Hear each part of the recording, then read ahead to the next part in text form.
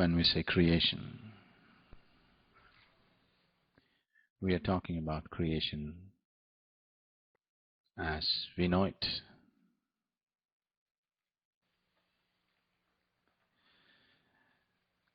When I say we're talking about creation as we know it, the way we know it right now is only through the five senses. Generally, as people know creation is only through the five sense organs. In the very nature of things, sense organs always perceive everything only in comparison with something else. What you know in comparison is not perception, it is a distortion of reality. So what you perceive in comparison is useful for survival in a particular situation, but it is not sufficient to know creation the way it is.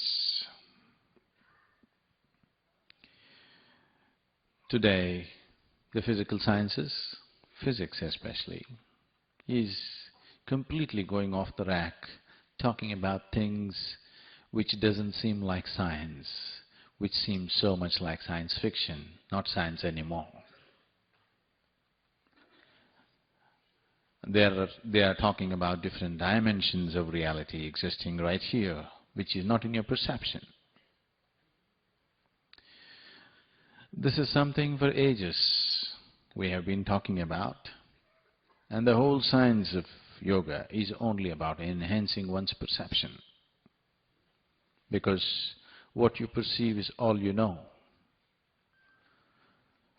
What you perceive is what you know. Rest is just your imagination. Without enhancing one's perception, trying to know the ways of the creation will only lead to all kinds of contradictory theories and confusions. One big manifestation of this is today the two most dominant theories which are dominating and guiding, which are guiding principles behind almost every fundamental research that's going on in physics is the general relativity and the quantum mechanics. One is describing the ways of the cosmos, another is describing or defining the ways of the atomic and the subatomic. But what is really freaking the scientists out is that the general theory of relativity and the quantum theory can never agree with each other. They're diametrically opposite to each other. Or in other words, your perception or your conception is that the atomic is working against the cosmic, or the cosmic is working against the atomic, which is just absurd. Because they are not different, and what you call as the atomic is the building block for the cosmic. There is no way they can work against each other. But now the two theories we have, that's what they suggest. And scientists are aware today that this cannot be true. So we spend a lot of time propounding theories where it takes another 50 years, 100 years for us to disprove it. This has been the way it's been going. This science has been useful because this science you can convert it into technology and make it useful in so many different ways. It is only for the value of technology that science has become valuable. I want you to differentiate between science and technology. Technology is the application part of it. If you take away the application part of it, in terms of knowing, the way sciences approach knowing has been very rudimentary and very limited in so many different ways. If you look at the aspects of science, the way it is being explored, it is very relative and limited. Only because of technology that comes out of this science, it has become very relevant, not otherwise. Another reason why spirituality has become irrelevant in large number of people's lives is people who talked spirituality could not produce the necessary technology which will make a difference for people. They only talked about ultimate well-being, but such a thing never occurred to anybody. Because people could not make technology out of the spiritual sciences, the spiritual science became irrelevant. Because it is a subjective science and it needed a completely different kind of laboratory and a completely different kind of focus and perception, it became more and more irrelevant because people spoke of spirituality only as a philosophy. Today, people are talking about spirituality and philosophy as if they're the same.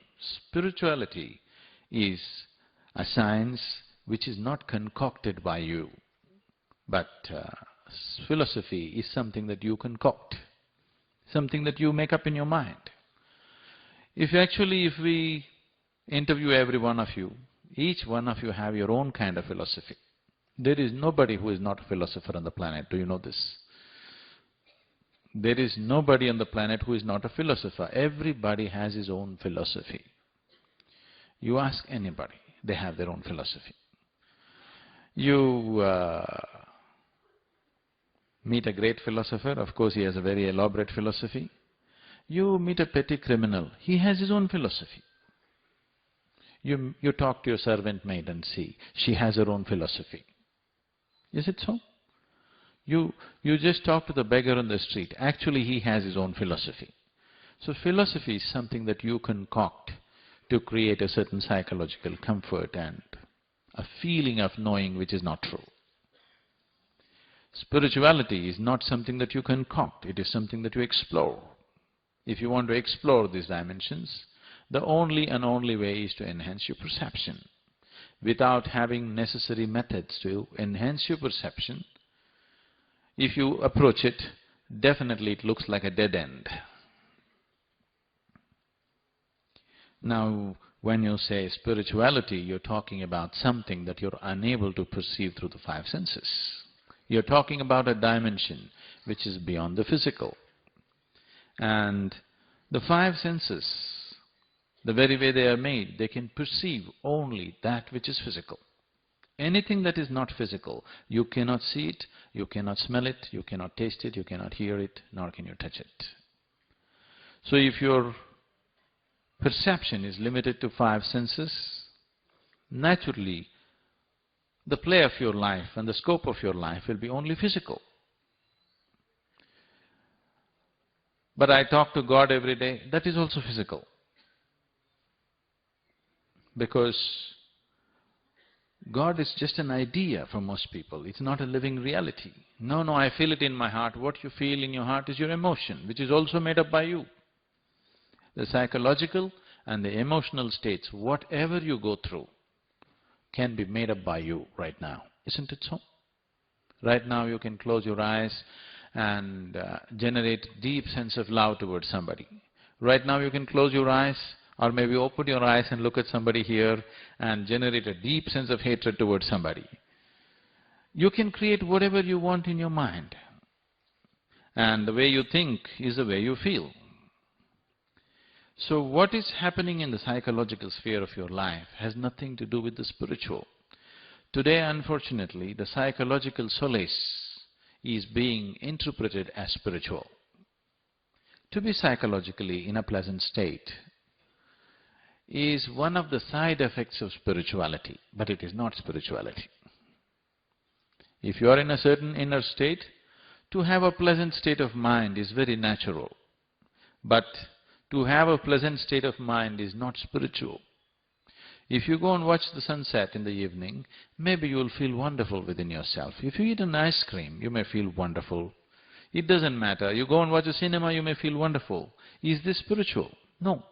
You are just creating a pleasant psychological state. Psychological status, whether it is coming out in the form of thought or emotion, is fundamentally all yours. You can make anything out of it. What you call as the physical is not all yours. There are many forces playing upon it. What you call as the spiritual is not at all yours. It is you, but it is not yours. But what you call as the psychological is all yours. You can make it whichever way you want. But right now, because people have no even control over their psychological, that has become the biggest problem. When you say spirituality, immediately people will add a rejoinder, peace of mind. Peace of mind is not spirituality. Please just, if you have a pet at home, let's say if you have a dog at home, just go home and see, he sits there quite peacefully. Doesn't he? Do you see the bulls that are standing in Delhi streets? They're standing quite peacefully, aren't they? Stomach is full, they're all peaceful. This is not spirituality.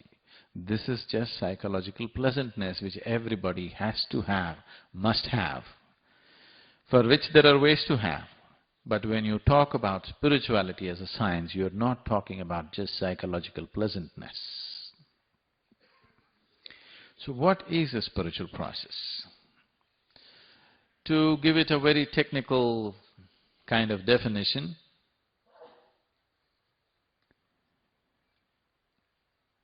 if your experience of life transcends the limitations of the physical, then we can say you're spiritual. Psychological is still physical. When I say still physical, see, for example, the microphone is physical. The electricity that is powering this is also physical. Maybe not so, so physical in terms of being able to see, but it is all, what is flowing through this wire is also physical, isn't it? And what is coming out of the speakers in the form of sound waves is also physical, isn't it so? Yes? Isn't it coming and hammering on your eardrums? So, what you call as thought is physical, what you call as emotion is physical. So the psychological is also belongs to the physical realm, but on a subtler space. So what we are looking at as spiritual is a dimension which is beyond the physical, which is the source of the physical. Now, the whole idea of creator has entered human mind only because of our contact with the creation. There was no creation, we wouldn't have thought of a creator, obviously. What is the most intimate part of creation that we know in our life is always this one. See, anything that you experience through the five senses is not happening outside, it's always happening inside, because the seat of your experience is within you, not outside of you. Right now you're looking at me, it makes you believe that I am here, but that's not true. Right now, as far as your experience is concerned, these lights are falling upon my body, reflecting, going into your lenses here and projecting an inverted image. You know all the story. So actually you're seeing me not here, but in your mind. You're hearing me also in your mind, not here, isn't it? Not where I speak, but where you perceive it within you. Every experience is within you because the seat of your experience is within you. So this level of perception is sufficient for survival. If survival is all we are seeking, this level of perception is sufficient. If you have started seeking the creator, then this level of perception is not enough. If you want to play in the creation, five senses are more than enough, you can live well. But now your life is not about living well, you want to know the very source of life. Now five senses are not sufficient perception, you need a different dimension of perception. Now this is the most intimate part of creation for you, because this is all you experience. Everything that you experience is only within this. If we have to look at it in terms of how this one has been happening to you. From the day you were born to this day, when you were born you were only this much, now you become this much. This did not happen with any external help. Maybe we gave the raw material from outside in the form of food, but the whole creation process is happening from inside. So what you refer to as the creator, definitely functioning from within you, isn't it? You see? There's a gender problem, but this is a language problem, I'm sorry. If I say, is the creator within you, is he there? There's a problem with the ladies. Is she there? Then there's problem. Is it there? That is also a problem. This is because the language is logical and language exists only between the two dualities. Now with this, you can't place spirituality because that which you call as spiritual is beyond that comparison. Because your sense organs always perceive everything in comparison, everything is dual. And without this duality, there is no survival. Survival is possible only if you learn to do and juggle the duality well.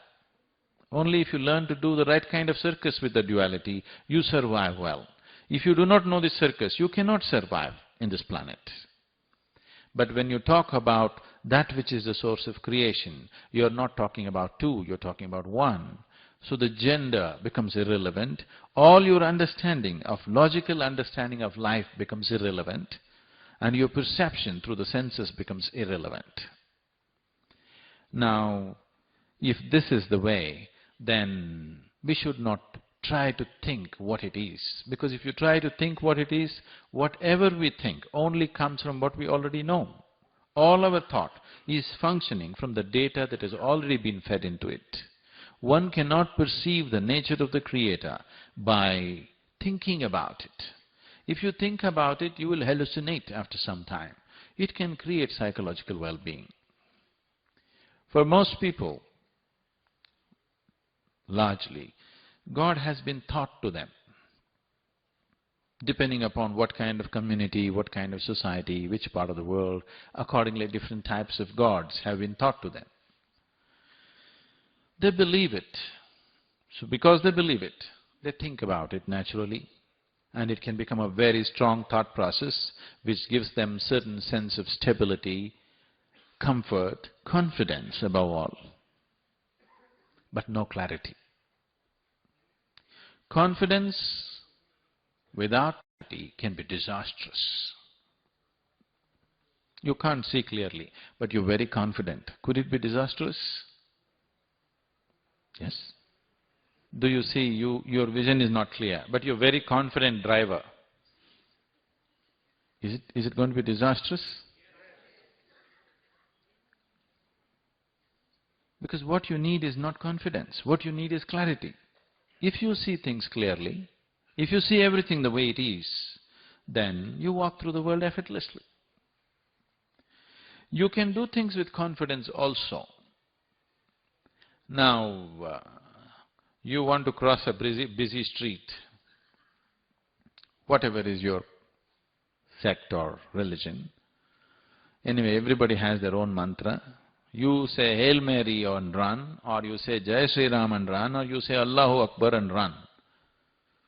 Busy traffic is going on at high speed, you just run across, shouting your mantra.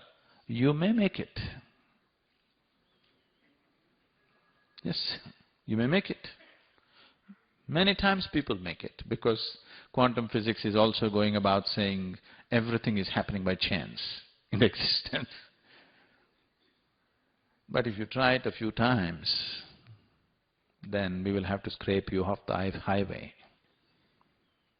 If you see things clearly, then you cross the street. No confidence is needed, you simply cross the street.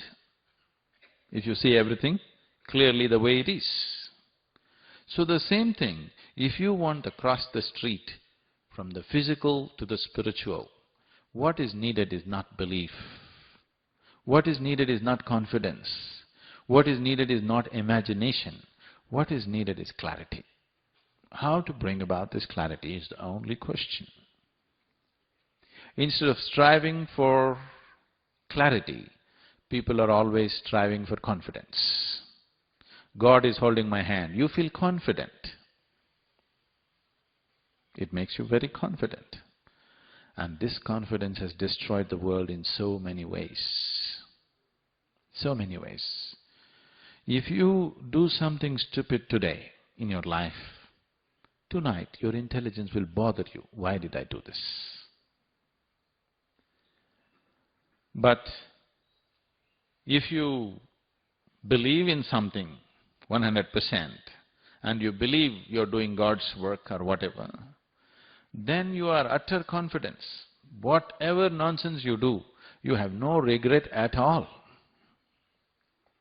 You can go on doing it with total confidence because God is endorsing your stupidity. So where is the need to hesitate about anything? No hesitation. But if you do something stupid by yourself, it definitely bothers you, isn't it? And that's the function of the intellect, that it has to bother you. If you do something foolish, your intelligence has to poke you and bother you every day. Then only it evolves, isn't it? What started as a spiritual process is one time slowly became organized into a certain form and has created so much nuisance and division. Humanity is divided almost permanently, you know. It's… when you look at it, when are we going to put it together, it looks like a faraway reality. It's all right to dream, it's all right to have a vision, it's all right to work for it, but when you really look at the world's human reality today, when are we going to put all the world together is a big question, isn't it? Because they're so deeply divided. Any other division, you are this party, that party, you know, people can change parties very easily. But once you believe something as God's own stuff, changing is very difficult because it is heaven endorsed, very, very difficult. And this is the biggest impediment for spiritual process to happen. If spiritual process has to become a common reality for everybody, it's extremely important that it is presented as a science, as a scientific method. See, today your intellect is made this way. Only if I speak something logical, you will listen. If I speak something illogical, you are unwilling to listen. Isn't it so? Yes. That means only the ways of the modern science is acceptable to you. Anything other than that is not acceptable to you. So it's extremely important that spiritual process also is clothed in the same logical clothing, because intellect is a large part of you. If I met you 2,000 or 10,000 years ago, your intellect was not the most dominant part in you, your emotion was the most dominant part in you. Is it so? If I happen to meet you 10,000 years ago or even 1,000 years ago, your emotion would have been the dominant factor, not your intellect. But today, things have changed and your intellect is the dominant factor in you. Once your intellect is dominant, anything illogical it cannot come to terms with. No way it will come to terms with. At the same time, the greatest intellects on the planet who have become great scientists, now they are taking you to an absolutely illogical spot. Absolutely illogical spot. What is coming out as a combination of this general theory of relativity and quantum theory, and which is, people are trying to propound it as a string theory, is pure science fiction, or it is like, I don't know if you watch those old movies, what are those, Maya Jal and what are those? What is that, N.T. Ramarao movies are coming, where people will appear here, disappear there, come here, go there, you know, the same man is in 10 different forms he takes on, all these things. Scientists are beginning to talk like these movies now, because they don't have perception for this, but their mathematical calculations is giving them a feeler of what is to be expected. So spiritual process is a way of exploring the interiority, exploring that dimension which is the source of the physical. There is a whole science and technology for this. The reason why it has become ridiculous in many ways is, one thing is because we did not, or over a period of time, the necessary institutions did not survive. The necessary investment in terms of time, money, intellect, resources, people did not happen in that direction. So all kinds of people, anybody who reads the second chapter of Bhagavad Gita becomes spiritual today. Yes, because it's very easy. Now you can talk things that nobody can, a kind of logic which is unbeatable, a kind of logic which is totally unbeatable, but nothing spiritual about you learning a book. Maybe the person who spoke the book is talking about something else, but you reading the book and knowing it logically, there is nothing spiritual about it. If you intellectually incline yourself, you're paving the way, that's all. The road is not the destination, isn't it? You read the Gita, you got inspired by Krishna's words. Now, maybe you're inclined, but you're not spiritual. I want you to understand the distinction. Spirituality means a dimension beyond the physical has become a living reality for you. For you, the Creator is not somebody who is sitting up there. Creator is not somebody that you look up to. Creator is not somebody that you pray to. Creator is not somebody that you dream of or imagine. It is a living reality, like your breath and your body. The source of creation also functions within you every moment of your life. If this happens, then we say you're spiritual. Otherwise, we say you're on the path. Now, if you want to go to a dimension which is beyond the physical, through a physical means, it is not going to happen. You need a perception which is beyond the physical. Only then you approach the dimension which you refer to as spiritual. The reason why this has not happened the way it should have happened, especially in this country, which has such a large body of spiritual work behind it. When Mark Twain, you know Mark Twain? When Mark Twain visited India for over 3 months, he had a good guide who took him around to the right places.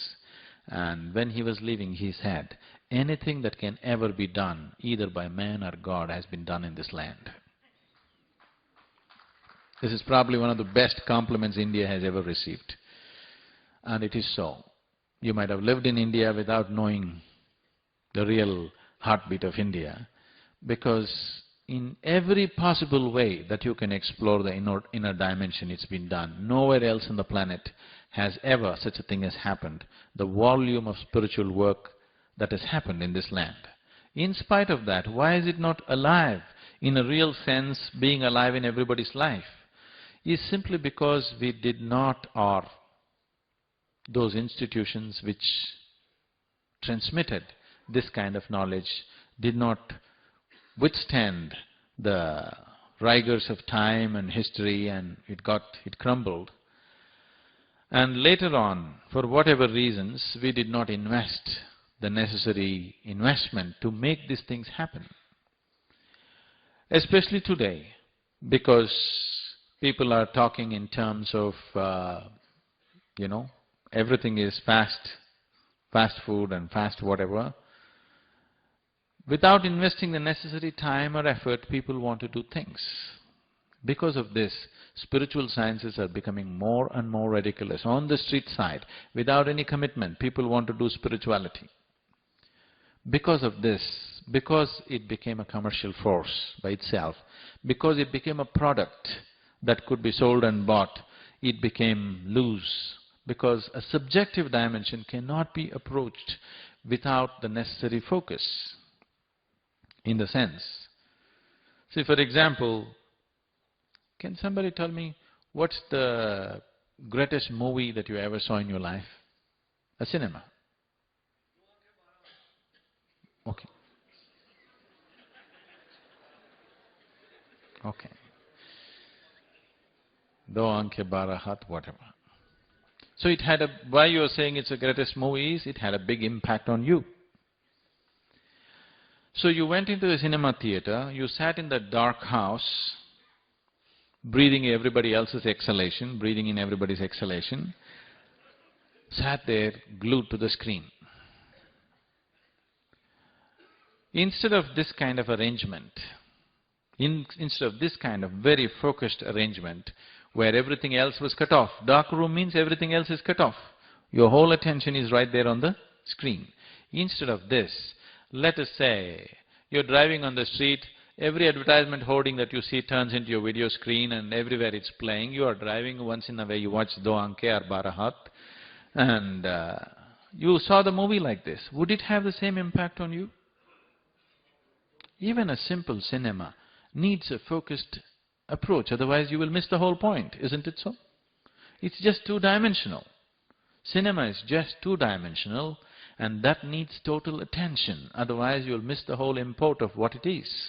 When this is so, when you talk about spiritual, out of which every dimension in the existence has come out of, you need absolute focus. And right now the necessary dedication to create this focus and dedication is what is missing. Because of this, spiritual sciences are becoming a ridiculous process where scientists are just dismissing it as nonsense. But slowly it is getting its foothold here and there. Somebody was mentioning 3 different fora. One is the World Economic Forum. For the first time, such a thing was unthinkable just 2-3 years ago. For the first time this year, they have a session called Spirituality and Science. This was just unheard of. World Economic Forum is supposed to be totally of a different scale and no question of spirituality there, but for the first time science and spirituality segment has come up there also. Because scientists are they're facing a wall, they're not able to look beyond that. They need some help somehow. How to go beyond this? Because the physical stops at a certain point. How to explore beyond that? Because if you do not explore that, everything that you have explored in the physical seems all contradictory and mixed up. Now, exploring spirituality, what it means. See, if you just move your hand like this, you can feel the air, which normally you did not feel, isn't it? Right now you're sitting here, this place there is air, but you can't feel it. Though you're breathing it, you still can't feel it. But if you just move it, you can feel it. Suddenly, little movement that you created with your hand, you are able to feel something that you could not. You are perceiving something that you normally do not. So similarly, that which is the source of this creation, if you want to feel it, you have to create a little moment inside. Without that little moment, you will not feel it. You have to create a certain dimension of intensity inside. All yogic sadhana is only towards this. Yoga is not about giving you therapy. It is not about your backache or headache or asthma or whatever. Health benefits that come out of yoga are purely side effects of yoga. Yoga is not a therapy, it's a discipline. If you take this as a discipline, therapeutic values are there.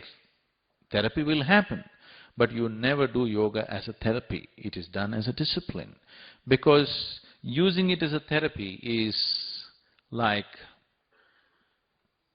Can I tell you a story? I seek your permission because the moment I say once upon a time, many people here, the light is right, you will think it is bedtime. Let us say you have never seen an aircraft in your life. You do not know the very concept of flight.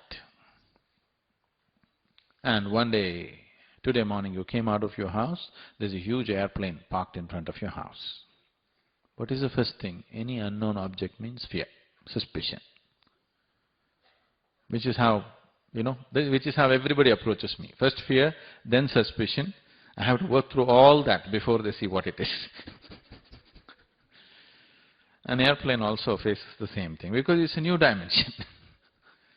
First fear, then suspicion, but then the braver lot of you go and by chance you opened the door and went inside. There you saw rows and rows of seats. So immediately your mind says, oh, this is a bus. The best bus we have ever seen, really wonderful. And then one of you got the engine roaring. Now you want to drive it. But these two ugly things, they're going to hit your buildings, lampposts and everything. You don't like it. So you thought this is a wonderful bus with these two ugly appendages. So you decided to do a surgery and you chopped off these two wings and started driving this bus. You're very happy. You got a great bus. You're really happy. But somebody who knows what it means to fly, if he sees you driving an aircraft with chopped off wings, he will cry. So, that which can be a ladder to the divine, if you use it just to cure your backache, I'll feel like crying. But I am not belittling your backache. When you have backache, that is the biggest thing. Who cares about the divine when you have a backache? Even if God appears, you will only ask, backache should go, isn't it? Isn't it so? Body has that kind of power over you. Once your body is in pain or in some kind of distress, who is interested in God, heaven, enlightenment, nonsense? The only thing that matters is, right now, this problem should go because body has such a power over you. Once it begins to hurt, once it begins to cause some suffering to you, it dominates everything. So, spiritual sciences being used as therapy, no. Spiritual sciences should be propagated as a discipline. Therapy will happen. If you are well tuned within yourself, everything will function well in the system. That is a natural happening. But using parts of spirituality as a way to cure yourself of something or this or that, you will only complicate your life in so many different ways, because this broken up spirituality, this spirituality which people want to do in segments and just for a particular benefit, could complicate life in so many different ways. I will not go into that aspect, but now we are talking about an academy for spiritual sciences. It's extremely important that it is propagated in its holistic and subjective way, without the necessary subjectivity. Just the physicality of yoga, as it's generally happening in the West, is like a stillbirth. It's better not to get pregnant than to have stillbirth, isn't it? If health is all that people are seeking, I would say instead of doing yoga, just go play tennis, climb a mountain, take a walk, swim, it'll do better. I'm not saying yoga will not give you health, definitely it will.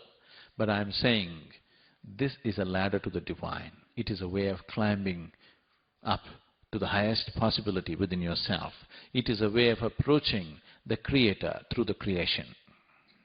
Thank you very much. Sir, you have mentioned that yoga accentuates your perceptions, and through yoga you reach the Creator.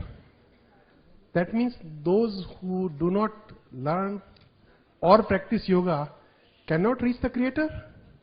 Is that so? No, because there is nobody who is not practicing yoga. Everybody is practicing yoga haphazardly. When we say the word, when we use the word yoga, we are not talking about a particular practice. There is nothing in the existence which is not yoga. The word yoga means everything has become one. The word yoga means union. So it's a grand unification of the existence. When we say yoga, we are talking about a level of perception where you have seen everything as one. So, you're sitting here, this is a kind of yoga. Just being able to sit in one place is a kind of yoga, and that's what most of the yogis did, isn't it? Just sit in one place. You're breathing, this is another kind of yoga. But are you doing yoga systematically, or are you doing it haphazardly? That's the only question. But you're doing some yoga, isn't it? Your heart is beating, it is a kind of yoga. But is it happening in the best possible way? That's the only question, isn't it? So, if I do not do yoga, does it mean to say I have no possibility? No. Because yoga does not mean twisting your body or tying yourself up into knot, holding your breath or something like this. See, what you call as myself right now is only 4 fundamental realities: your body, your mind, your emotion, and the energies which make these things happen. So for these 4 fundamental aspects, we have 4 basic yogas. This is known as Jnana Yoga, Bhakti Yoga, Karma Yoga and Kriya Yoga.